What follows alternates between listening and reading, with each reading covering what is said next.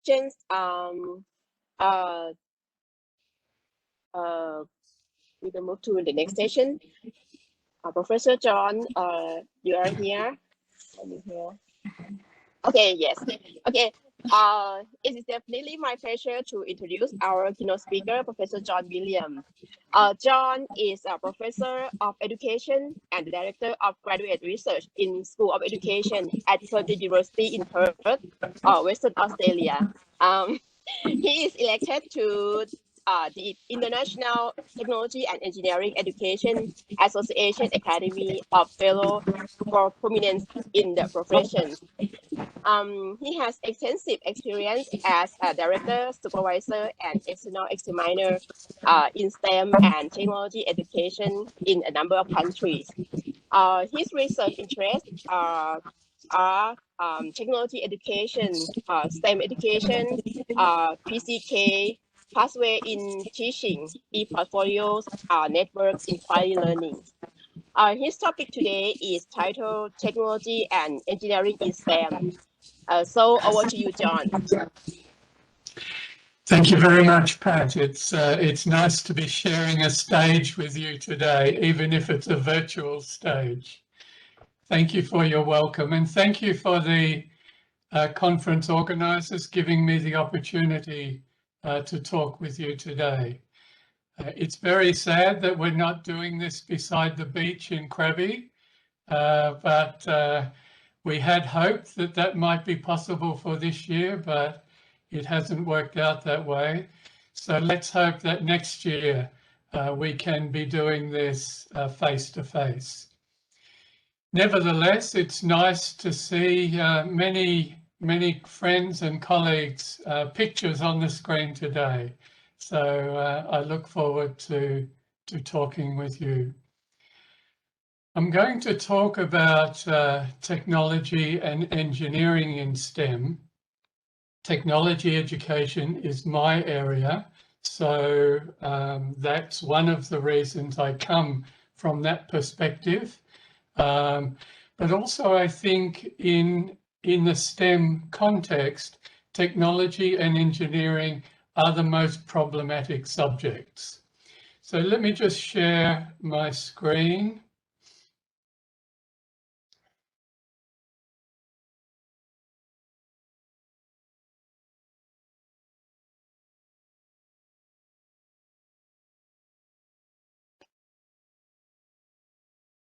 Can you see my screen, Pat?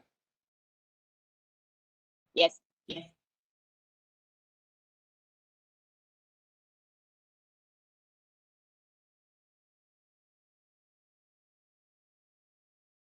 Okay, perfect. You can see that now? Yes, perfect. Okay, let me just try and, I've got a number of monitors here, so I'm just trying to get them organized.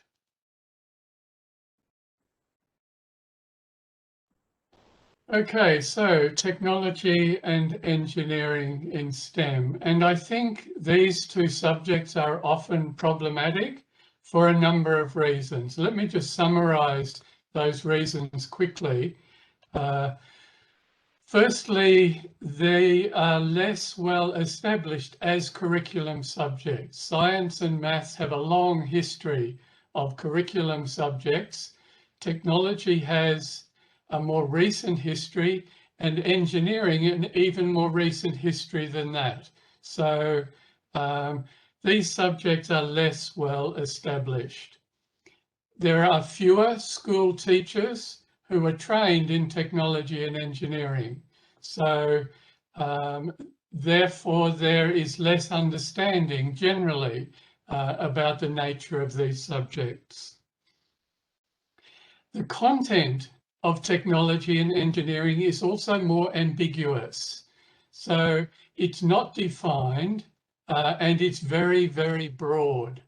And there's no way that any technology or engineering curriculum can teach everything related to those areas. So that's a problem as well. And the activities of technology and engineering, because they're practical, involve facilities, materials, tools and equipment. And this is expensive for schools and doesn't exist in many schools. So there's some of the reasons I think why technology and engineering are problematic in STEM. My thesis today is that technology and engineering should not be differentiated at the school level. So I think we should conceptualize of technology and engineering as a similar area within STEM. Now, I know this is a good topic for an argument because there are people who disagree with me here, but let me attempt to lay out my case for this thesis. So some of the reasons for this are that engineering is a subset of technology. Technology and engineering curriculum, if we look at a technology curriculum, often an engineering subject is housed within that curriculum. So the curriculum indicates that engineering is a subset of technology. And if we look at areas like the United States, for example, the learning area is called technology and engineering education. So those two are joined together.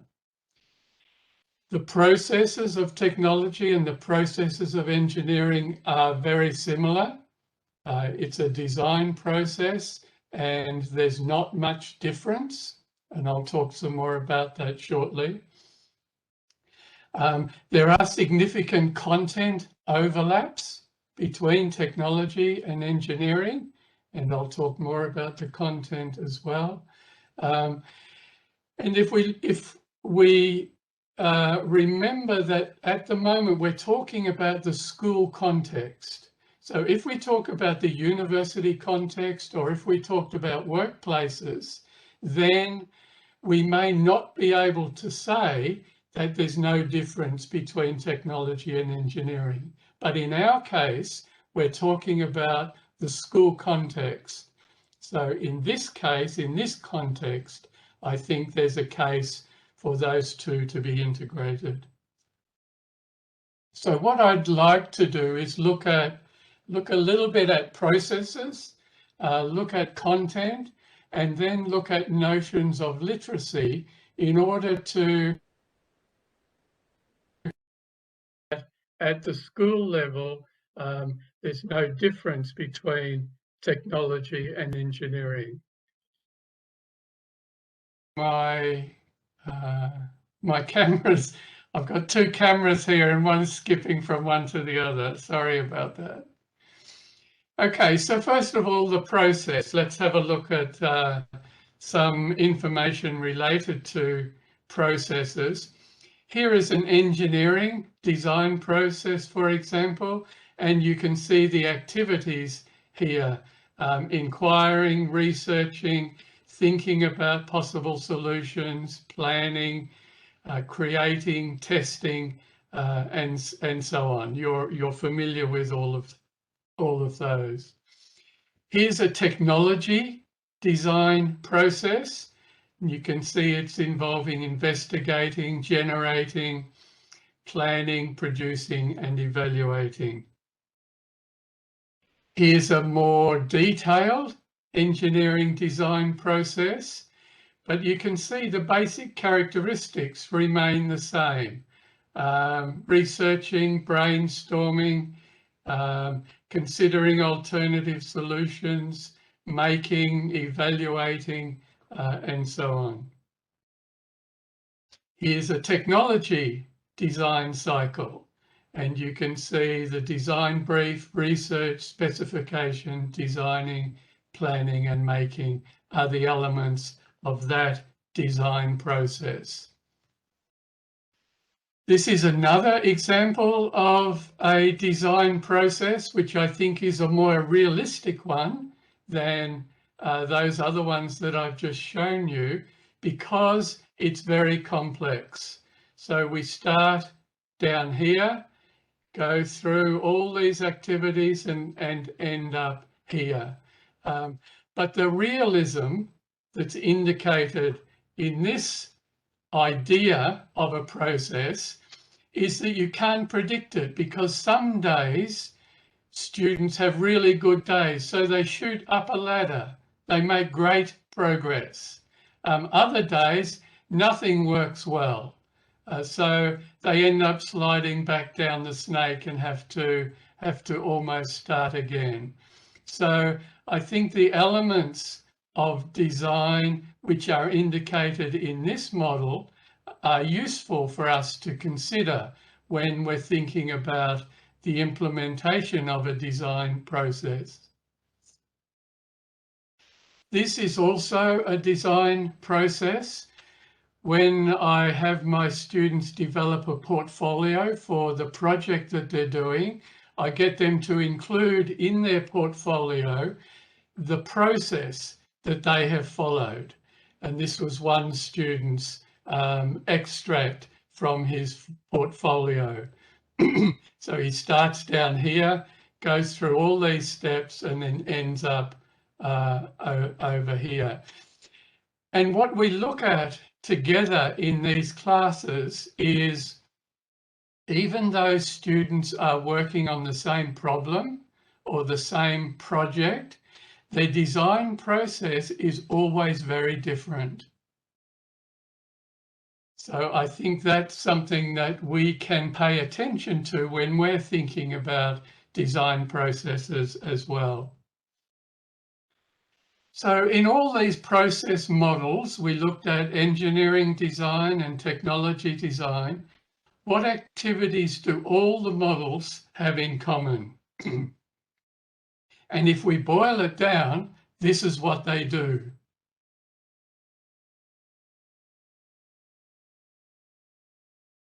So we want our students to generate ideas to solve problems. We want them to research. We want them to evaluate, engage in modeling, making, communicating, identifying needs. These are the main elements of all the technology and engineering models that we look at. And if we think about what a design process is, technology and design process, this is really what it is. It's what needs doing in order to complete the task. The process is invented as progress occurs, so it cannot be predicted. So you can't say to a class of students, here's the design model that we're all going to follow, because that's an unrealistic approach. Realistically, every student brings different learnings, different understandings, a different background to their project. And so every student's process will be different. So you can only view it in retrospect. You can't view it in prospect. And also many of the design process models indicate that it can start at any point, and it can be infinitely variable. There's no limit on the iterations that can take place within a design process.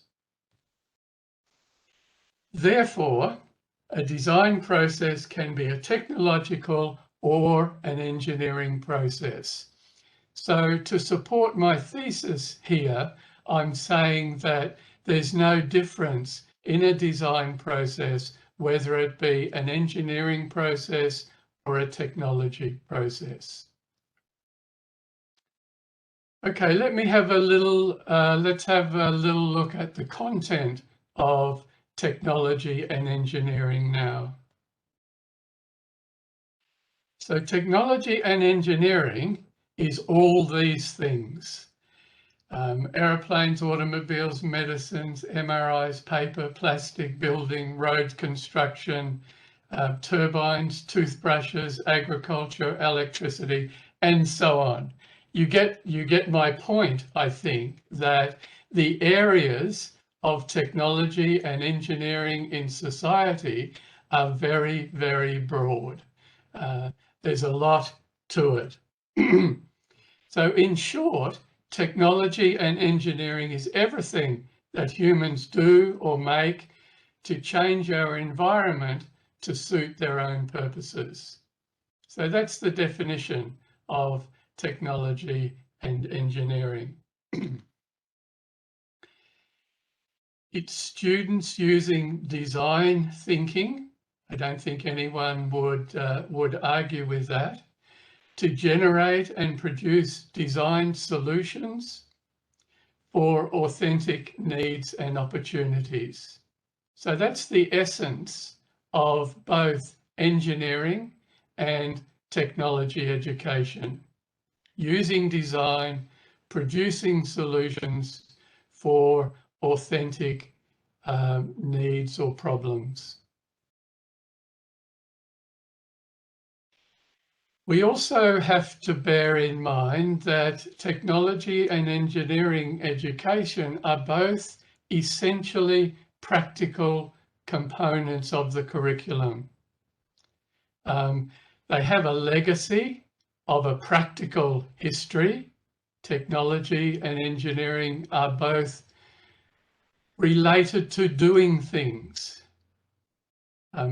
Capabilities is a key aspect to literacy. I'll talk about literacy a little more later, but the notion of literacy in technology and engineering includes capability. It's not just conceptual. So we need to broaden our notion of technological and engineering literacy to something that includes student capability. And it provides the opportunity for students to think and to design in a practical context. And that's one of the claims of the uniqueness of this area of the curriculum, because many areas of the curriculum do not provide students with that opportunity to think and design and act critically within a practical context. So if I look at some of the technology education curriculum in different countries around the world, these are some of the areas that are covered in those curriculum.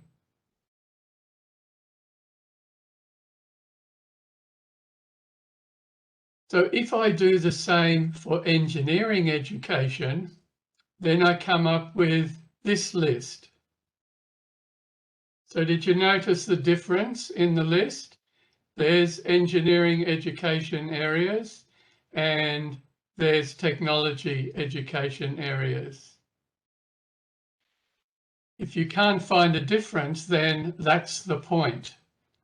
In terms of elements of technology and engineering that are represented in school curriculum, there is no difference.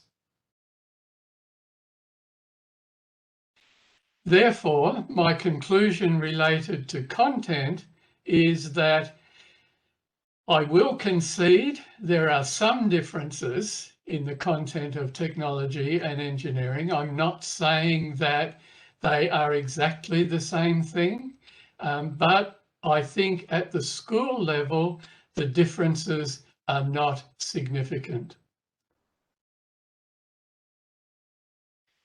Okay, let me now look briefly at the idea of literacy. And as I alluded to before,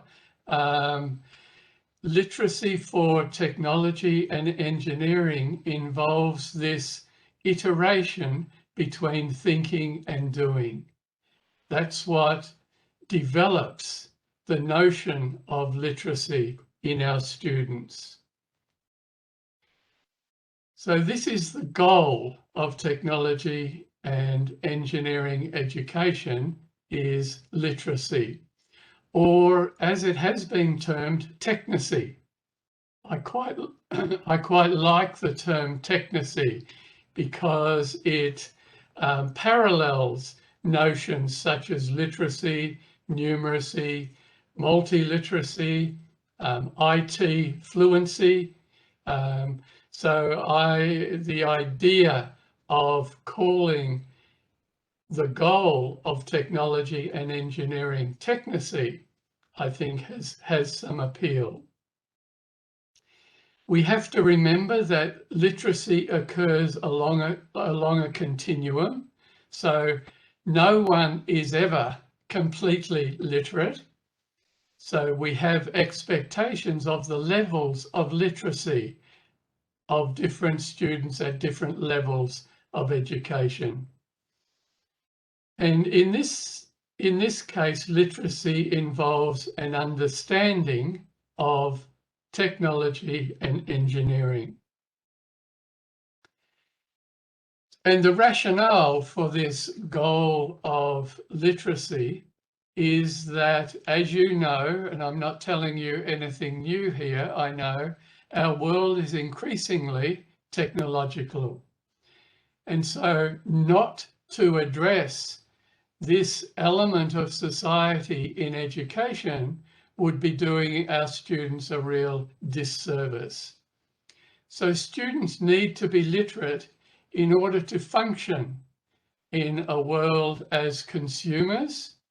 They need to be critical and wise consumers of technology and engineering. As workers, even students not in STEM areas still need a level of literacy related to technology and engineering. As decision makers, both personally and socially, students need to be literate. As voters, increasingly in society, judgments are made about politics in terms of their advocacy of technology. In Australia, this is a very big deal at the moment, where we have some political groups who are advocating the development of more coal and oil power stations, and other parties who are advocating a more renewable energy for power development. So being able to contribute to that type of discussion is an important element for students. And then as individuals as well, for all those reasons, our students need to be literate. So what are the characteristics of a person we can say is technology and engineering literate? First of all, they'll recognize the pervasiveness of technology in everyday life. They will realize the technology's there. The danger with technology being so pervasive is that we think it's just an essential element of our society, and so we're not critical of it. And we need to be critical of technology and engineering. A literate person will know some of the ways in which technology and engineering have shaped human history. So historical understanding of the extent to which engineering and technology have shaped our history. A literate person will know that all technologies entail some risk, and only some of those risks can be anticipated. So there are always unanticipated outcomes from the development of technology and engineering, and a literate person recognizes that. They also understand that technology and engineering reflect our values and our culture of society. So the type of technology that we enjoy, the type of engineering that is developed, that reflects where our society is at. And a literate person will recognize that.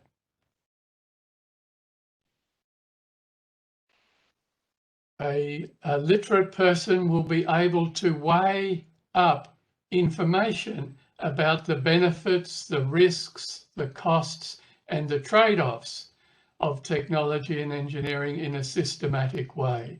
So this goes back to the notion of critiquing the technology and engineering that's being developed and proposed in our society.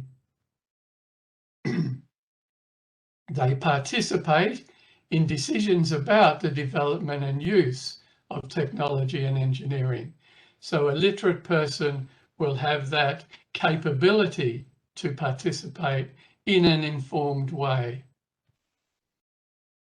They can also identify and fix simple mechanical problems at home or work. So literacy is not just big picture social engineering development, it's also having an understanding about how things work. What are the basic principles and mechanisms related to science and technology? And referring back to our discussion of processes again, they can use a design thinking process to solve problems that they encounter. So we talk about using design with students in our classroom, but the reason we do this is so that this structured, sensible approach to problems can become second nature to students.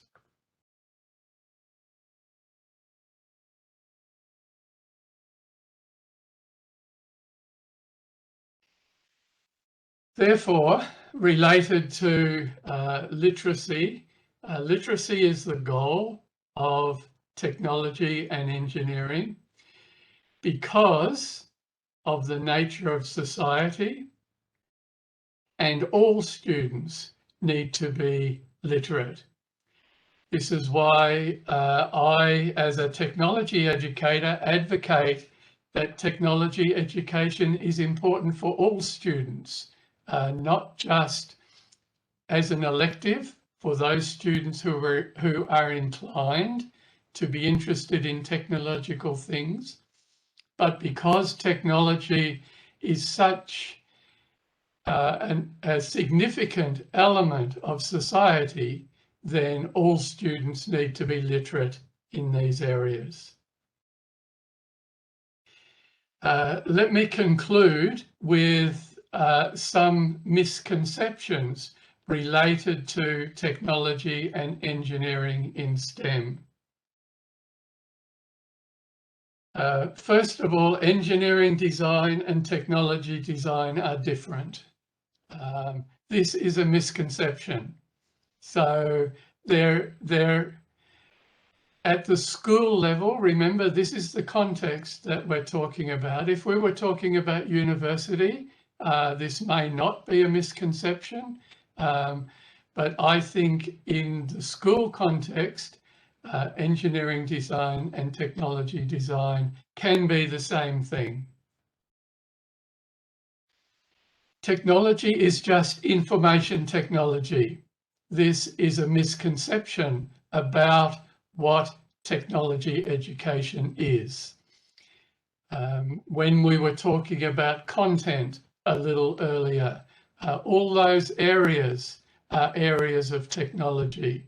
So information technology is just another of those areas. It's developing prominence in curriculum in many countries, certainly, and it is important, but there's a difference between technology education and educational technology or information technology. My third misconception is probably arguable. Science teachers can teach engineering. Science teachers have enough to teach without worrying about learning how to teach engineering as well. And the problem is that the danger is that the conception of engineering that students will get if science teachers teach it will be a misconception, because science teachers are not trained to teach engineering. That's why I think the US science standards have given us all a big problem by including engineering as an element of science. It's a separate discipline. It's not just a process, and it has a significant body of content. So you cannot say that you're teaching engineering by just doing an element of the process. You are teaching engineering if you include a design process. That is a misconception. You're not teaching engineering. You may be teaching a type of design, and that's okay. But in terms of STEM and having science teachers teach science and engineering, by just including a design process in your pedagogy, you're not really teaching engineering. So I think that's a common misconception, and something that unfortunately is becoming more common. And the final misconception I want to discuss is that one teacher can teach integrated STEM. I mean, whether you're a science teacher, a technology teacher, an engineering teacher, or a maths teacher, you have a significant body of content and process to develop understandings about, and the pedagogies that are related to those disciplines. To think that one person can grasp all of that and teach it as an integrated STEM approach, I think, is an unfortunate misconception. Of course, it does depend on your definition of integration, and here I'm really referring to true integration of all the areas. If you're teaching integrated STEM, but you're just teaching science and touching on engineering, you can't really say that you're teaching STEM, I don't think. So the best way forward, I think, in terms of teachers dealing with a STEM approach is to work with other teachers. Other teachers have the discipline knowledge of their particular area, and developing projects together which can address integrated content and integrated processes through a shared pedagogy, I think is the best way to move forward in terms of the implementation of STEM. So that's my presentation. I'm sorry it's a little short, but I think maybe there's plenty of things to talk about in that context. So thank you for the opportunity to share these ideas with you. Again, I hope next year maybe we can do this face to face, and I look forward to that. But nevertheless, we're getting better and better at doing Zoom and online conferences. So thank you again for the opportunity to present. Okay, thank you so much, John. There are some questions in the chat box. Do you want me to read, or you can read it now? There are two questions. Yes. Just let me get organized here. Yeah, the first one, since engineering and technology are similar in many aspects, is it benefit to treat them as one subject instead of an integration of two subjects? I mean, the problem here is that we're stuck with the acronym of STEM. So it wasn't well conceptualized at the very beginning. It just should be STM, because engineering has rarely been a significant element of the school curriculum. So for someone to develop the notion that engineering should be a school subject 20 years ago indicated a lack of foresight, I think. So I think it's a lot easier for us to treat technology and engineering as the one thing in a STEM approach at school. Yes. Thank you. For the next questions, I think, okay, in Thailand, as you know, we try to integrate technology into science strand. What do you think about it? I'm not sure that you want to know what I think. I think you're overloading science teachers too much. I know Thailand used to have a separate technology curriculum, and I thought that was a great idea.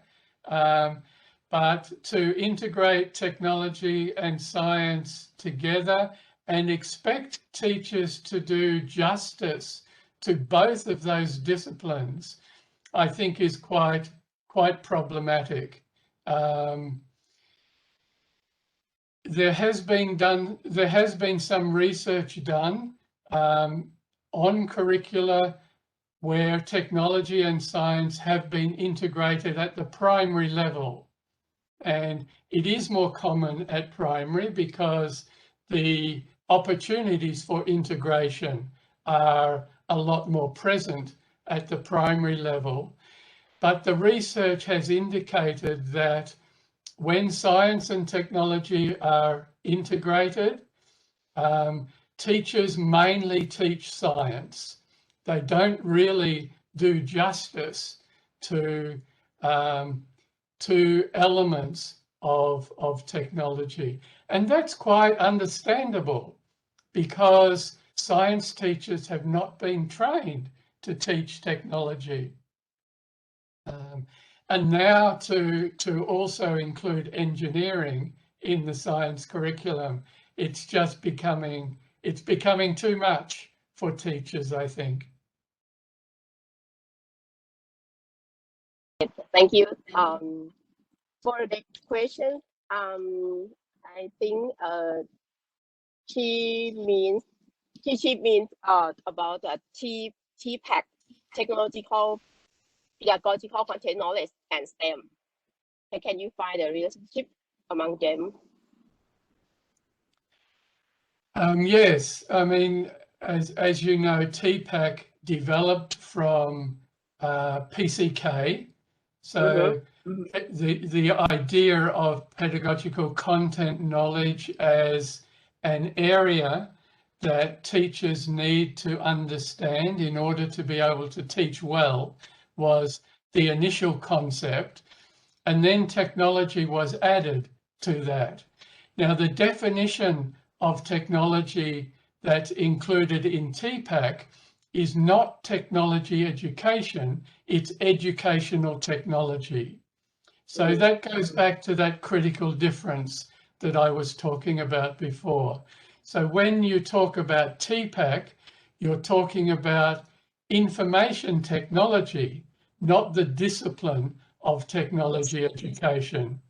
And the idea was that teachers can use information technology in order to enhance their understanding of PCK. So that's how it developed. So I think TPAC is a useful tool for us to use as we develop our teaching skills, recognizing the relationship between content and pedagogy. And then TPAC, using digital tools to help us in our development of pedagogy and delivery of content. I think that's it's a good model to pay attention to, but it is not technology education. Yes, yes, quite clear. Okay, for the next question, I think, yes, what is the missing part of engineering when science teachers is trying to integrate engineer? Can you give some examples so that we can be careful about it?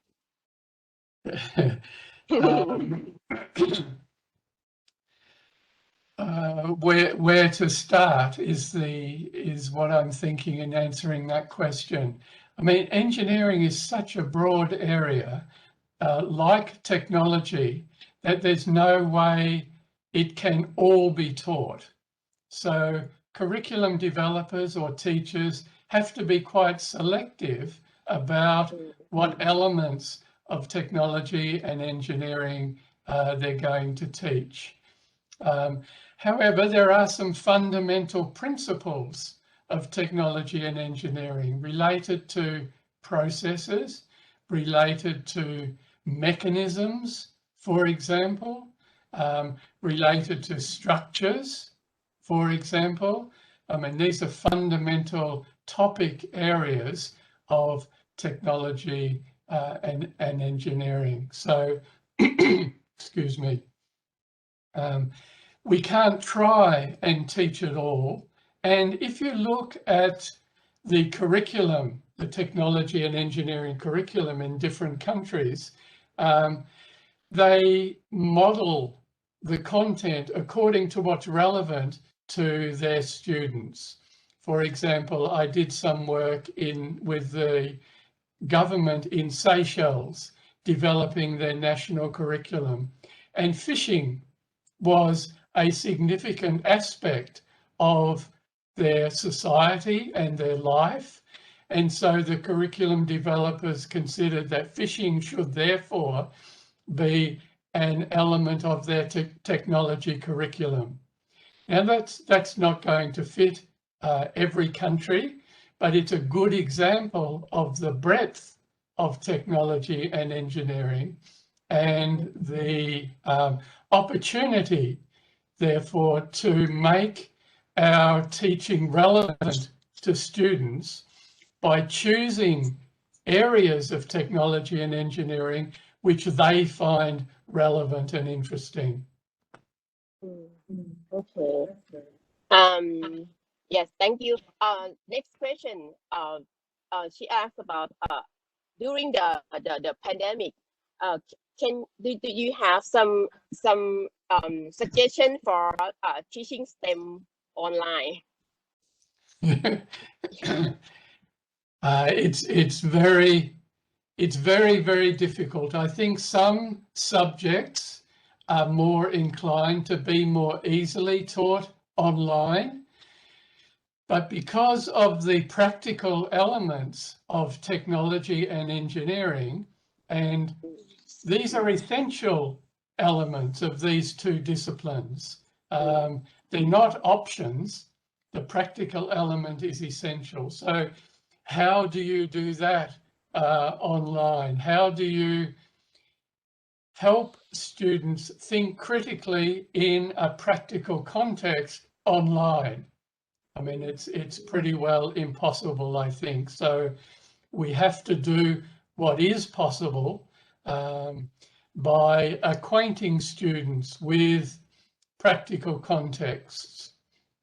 So the advantage of being online is that we can bring in resources from lots of different places. We can show engineering and technology processes to our students because they're available online.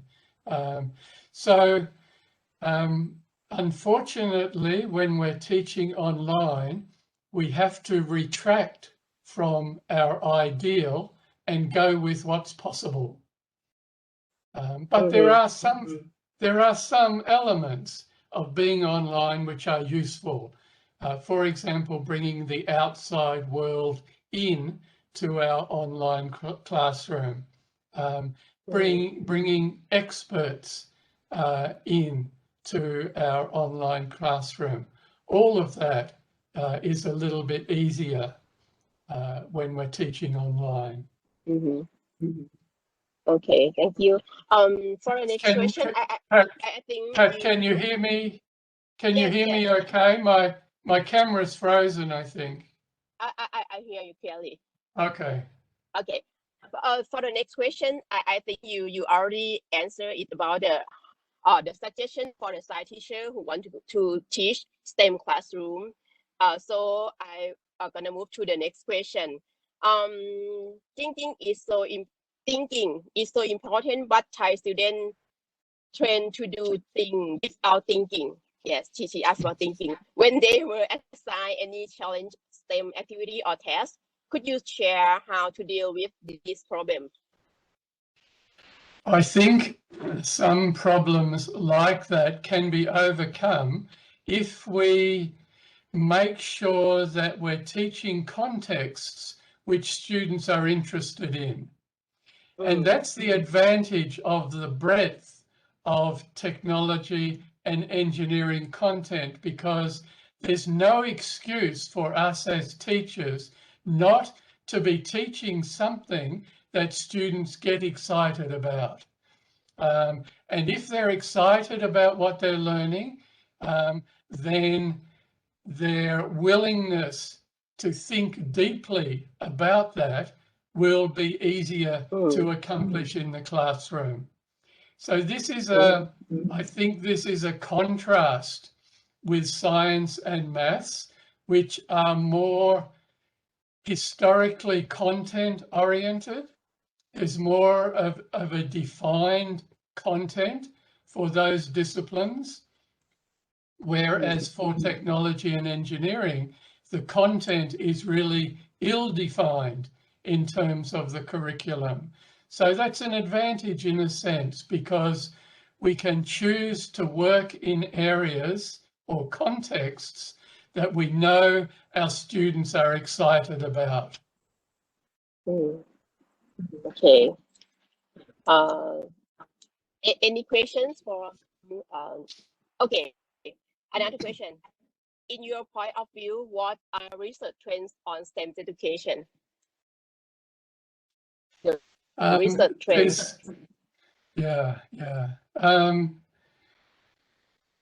The research trends in the past, or the research in the past on STEM education, has been closely aligned with the pipeline goal of developing interest in STEM areas and enhancing career development of students in STEM areas.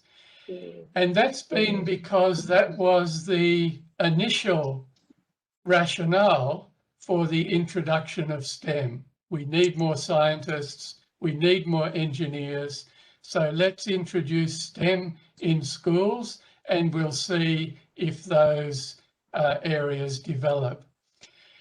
The more recent research trend is looking at what's in it for the individual pupils. This aligns with our focus on the development of 21st century skills.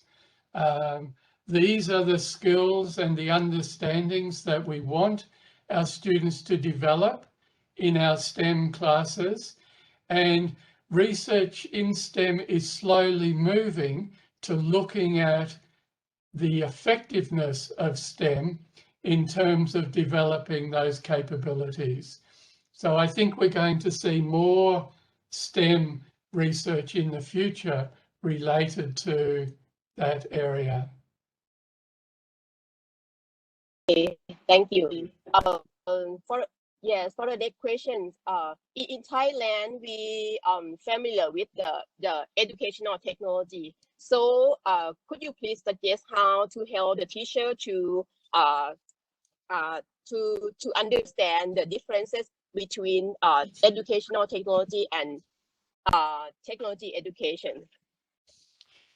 Well, early in my slides, you saw the list of the types of areas that are part of technology education. So technology education is education about the technologies that exist in our world, how those technologies impact us, and how those technologies have developed over time. That's technology education. Educational technology is the technologies that teachers use in their education to enhance their pedagogies. So educational technology is tools that we use in our teaching.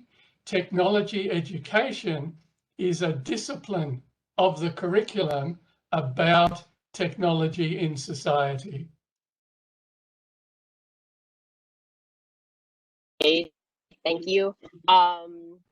Any questions from the floor? No. So I have one more question. You mentioned about the STEM literacy. Can we say that we integrate a STEM, science literacy, technology literacy, engineering literacy, and mathematical literacy into STEM literacy? I don't think that makes any sense,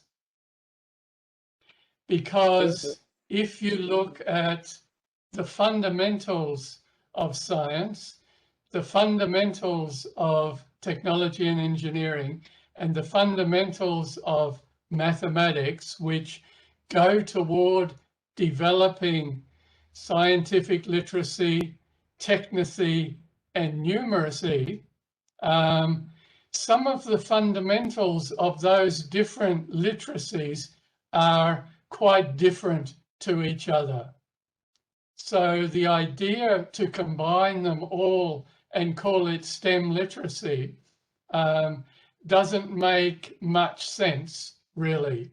I know people use the term STEM literacy, and in a sense, it's a nice term to use because it kind of tries to encompass everything that we're doing in STEM areas.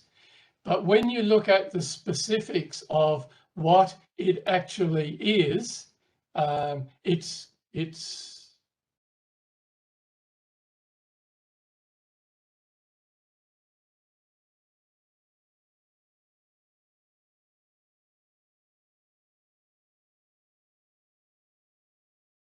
it's quite problematic. Sorry, I lost my screen then. That's why I stopped talking. It doesn't make any philosophical or conceptual sense to combine all those literacies. I think this is another area of research that will develop. Is there a notion of STEM literacy? And if so, what are its conceptual foundations and how do we describe it? But at the moment, there's no research which adequately explains a notion of STEM literacy. Okay, thank you so much. Any questions? Okay, no.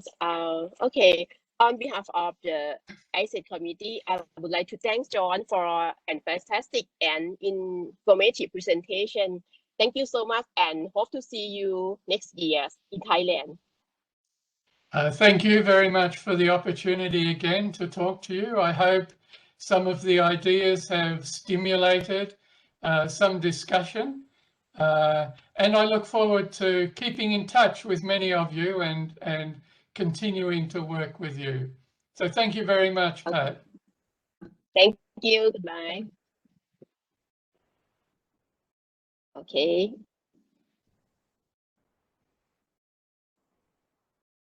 Ajahn Vitat. Yes, I'm here. Okay. That's the end of our this morning